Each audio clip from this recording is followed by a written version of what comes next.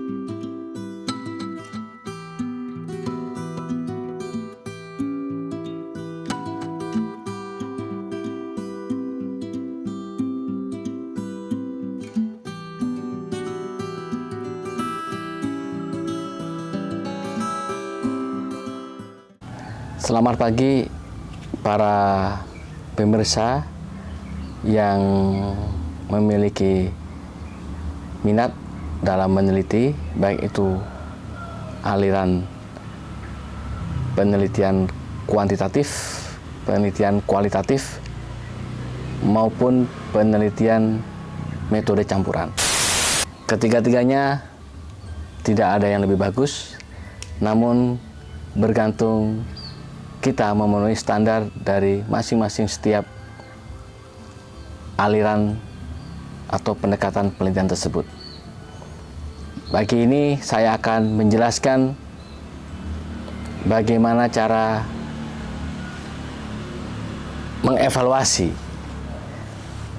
proyek penelitian kita. Kalau kita bicara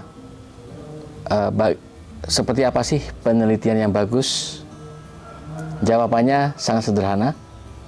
Yang pertama, sebuah proyek penelitian yang bagus, pertama harus jelas arah tujuan penelitian. Itu pertama. Tentunya tujuan penelitian ini berdasarkan kepada literatur riset yang sudah dilakukan dalam kurun waktu misalnya 5-10 tahun terakhir ini. Sehingga di sini kita bisa menentukan gap penelitian. Kalau kita bicara gap penelitian di sini, ada 3 parameter. Apa itu gap penelitian itu?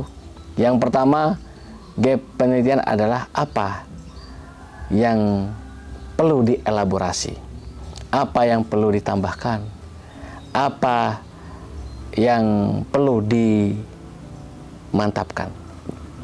Jika penelitian itu banyak diteliti oleh orang, misalnya topik tentang perilaku konsumen, kan banyak diteliti orang, sehingga apa dari sekian banyak itu yang perlu kita elaborasi, apa yang perlu kita tambah. Yang kedua, gap riset itu bisa berangkat dari apa yang kurang, apa yang perlu digairahkan, apa yang perlu diangkat, dibangkitkan lagi. Topi-topi yang mungkin jarang diteliti oleh orang. Yang ketiga, apa yang luput dari sesuatu yang luput yang kita teliti. Jadi apa yang luput di sini mungkin tidak terpikirkan oleh kebanyakan peneliti. Misalnya tentang kenakalan remaja.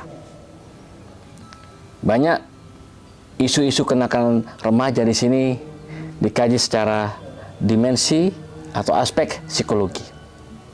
Namun kita lupa bahwa kenakalan remaja ini tidak lepas dari aspek ekologi.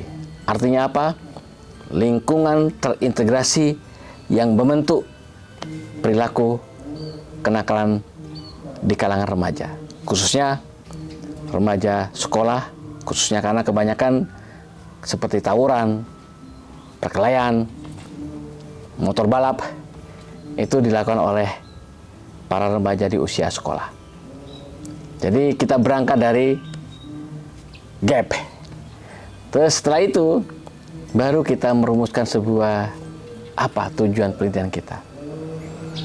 Tentunya tujuan penelitian ini selain dari gap yang kita identifikasi, ada hal yang perlu kita perhatikan di sini. Yang pertama posisi ontologi dan epistemologi penelitian kita. Di sini akan membawa paradigma apa yang ingin kita gunakan atau kita adopsi dalam penelitian kita. Yang kedua adalah aksiologi, aspek aksiologi. Aksiologi di sini adalah aksiom, artinya nilai. Nilai penelitian kita itu apa sih? Kalau kita bicara nilai, kita akan bicara yang pertama kontribusi. Ada yang menyebutkan kebaharuan, ada yang menyebutkan orisinalitas. Dan ingat, ketiga-tiganya tidak cukup, harus jelas apa implikasi dari penelitian kita. Sangat sederhana sekali mengenai tentang jenis-jenis manuskrip yang bisa kita tulis, baik itu sebagai luaran proyek riset kita maupun luaran dari proses pengajaran kita. Jadi ada beragam manuskrip yang bisa dieksekusi oleh setiap dosen. Jadi kadangkala setiap dosen itu ada excuse mengenai tentang saya tidak punya waktu untuk menulis sebuah karya ilmiah. Namun di sini para dosen seringkali atau para guru seringkali mengamping hitamkan waktu, mengamping hitamkan kesibukan, atau banyak hal yang menghambat para guru dan dosen untuk menulis. Di sini menulis sebenarnya bukan sesuatu yang kompleks, namun sesuatu yang kreatif, jadi menulis itu sebenarnya proses kreatif. Bagaimana kita menuangkan ide kita, bagaimana apa yang kita baca, kita terjemahkan kembali dalam tulisan kita. Jadi sebenarnya membaca itu adalah proses bagaimana apa yang kita pahami dari proses membaca itu, lalu kita tulis. Di sini akhirnya membaca itu tidak sia-sia. Kadang-kala kita banyak baca, namun kita tidak pernah menulis. Jadi akhirnya apa yang kita baca hanyalah sebagai pengetahuan, tidak berupa sebuah artefak yang bisa dinikmati oleh banyak pembaca, baik itu pembaca nasional maupun pembaca internasional. Ada 5 jenis manuskrip yang ringan dilakukan orang-orang oleh dosen atau guru yang sibuk.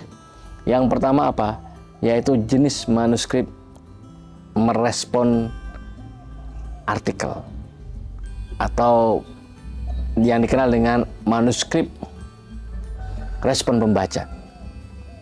Ini sangat sederhana. Jadi ketika kita membaca, setiap kita membaca pasti ada